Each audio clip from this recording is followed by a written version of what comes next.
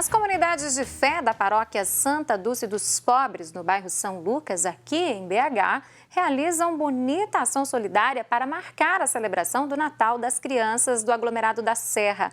Até o dia 13 de dezembro, próximo domingo, a paróquia recebe doações de brinquedos. Lá na rua Coronel Jorge Davis, número 10, no bairro São Lucas. A ação é uma oportunidade de exercer a solidariedade, levar alegria para as crianças da região e fazer com que se sintam mais felizes, mais acolhidas. Mais informações sobre esta ação solidária você pode obter pelos telefones 31, é o código de área, 3282-0315 e 99149-7762. E agora está na hora de falarmos de futebol, de esportes. André Cristino já está de volta aqui. Vamos começar falando do Galo, André, que empatou com o Internacional. Está um pouco longe da liderança agora, é isso? Você bobeou a equipe do São Paulo, né? O Atlético venceu o Internacional até os 43 minutos do segundo tempo. Mas aí deu uma bobeada na defesa lá e acabou levando um empate, uma equipe do Internacional que vem em queda livre no campeonato. Vamos ver os gols desse empate em 2-2 no Mineirão. O Inter abriu o placar com o Yuri Alberto, o empate do Atlético veio com o Musto fazendo contra. No segundo tempo, o Johan meteu a cabeça na bola livre ali dentro da área para fazer 2-1 e aos 43 minutos o Peglo bateu cruzado 2-2. Com esse resultado, o Atlético se mantém na segunda colocação, mas ele tem 43 pontos, 4 a menos do que o São Paulo, que é o líder da competição e tem um jogo a menos. Vai jogar contra o Botafogo no meio da semana, pode abrir então 7 pontos de vantagem para o Atlético. Atrás do Atlético vem o Flamengo, tem 1 ponto a menos e um jogo a menos. Então, se o Flamengo vencer esse jogo dele que está atrasado, ele passa o Atlético e o Atlético então cairia para a terceira colocação, um resultado que o torcedor não vem gostando. O Atlético volta a campo só no sábado para pegar o Xará Paranaense. Na Série B a história foi outra. Pois é, o que aconteceu? Vitória de Cruzeiro, vitória de América e o Cruzeiro ganhou muito bem, 4-1 para cima do Brasil de Pelotas. Vamos ver os gols da partida. O primeiro gol foi marcado pelo Arthur Caíque, o segundo gol foi um gol contra do Jarro. Bola na área e o Jarro acabou botando para dentro. O Brasil diminuiu com o Bruno José batendo cruzado. Aí começou o show de Rafael Sobis. Ele fez um de pênalti e o quarto foi um golaço. O gol que o Pelé não fez antes da linha do meio de campo. Ele bateu por cobertura 4-1 para o Cruzeiro contra o Brasil. Com esse resultado... Só se fala nesse gol do Rafael Sobis, né? A torcida ficou empolgada. Nesse gol que estão querendo que concorra ao prêmio Puskás, que é o gol mais bonito do ano.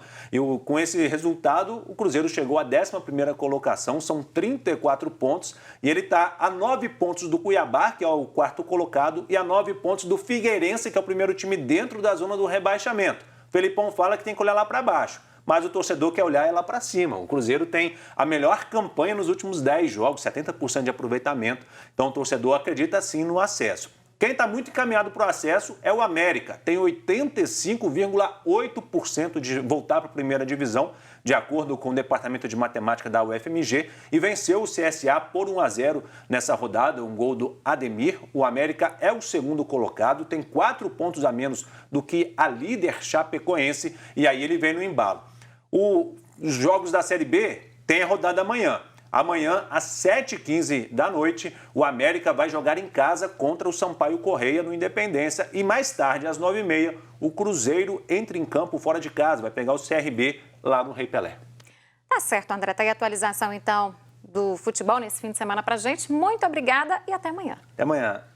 Olha só, gente, vamos falar agora de vacinação. Hoje pela manhã eu falava sobre isso na redação com a Vanessa, com as pessoas que lá estavam, a importância, né, de manter o cartão sempre atualizado. E você aí em casa, hein? Está em dia com o seu cartão, com todas as fases da sua vacinação? Pois é, essa vacina, gente, ajuda na prevenção de doenças e também na manutenção da boa saúde. Além dos calendários específicos por idade ou por gênero, o Programa Nacional de Imunização, que é do governo federal, desenvolveu um calendário básico de vacinação composto por 12 vacinas que são consideradas prioritárias e recomendadas à população brasileira, disponíveis gratuitamente nos postos de saúde da rede pública. Então é sobre este tema que eu vou conversar agora aqui no HN com a infectologista Luana Araújo, né, sobre a importância dessa vacinação. Doutora Luana, bom dia, bem-vinda aqui ao HN. Bom dia, Cia. Bom dia a todos. É um prazer estar aqui com vocês. Prazer é todo nosso. Doutora, eu já comecei falando dessa questão da importância da vacinação. Em época de fake news, que tantas notícias são espalhadas por aí, eu queria que você, como especialista, reforçasse para as pessoas que nos acompanham essa importância, né? O porquê das pessoas estarem sempre imunizadas e com o cartão sempre atualizado. Claro, eu acho que a primeira coisa que a gente tem que lembrar as pessoas é uma coisa que talvez elas não tenham nem tanta informação ou noção do impacto, do tamanho do impacto da vacinação na história da humanidade. Há pouco tempo, e quando a gente fala em história, a gente está falando em questão de 80, 100 anos, não mais do que isso, 100 anos, cento e pouquinho, as pessoas, existia uma mortalidade infantil altíssima por conta das doenças transmissíveis que hoje são capazes de serem evitadas por conta das vacinas. Então, existia uma mortalidade muito alta por sarampo, por varicela, por doenças comuns de infância, que hoje, felizmente, a gente tem uma grande oportunidade de evitá-las, e é por isso que, inclusive, a gente conseguiu chegar onde a gente está em termos de população. Então, talvez as pessoas não tenham essa informação, né? Não, obviamente não viveram essa época, mas é preciso que elas saibam que isso funciona dessa forma e que a vacinação é a melhor maneira delas se protegerem contra essas doenças que são uma ameaça real. Doutora, quais são as vacinas que estão disponíveis nos postos, nas unidades de saúde, gratuitamente para a população?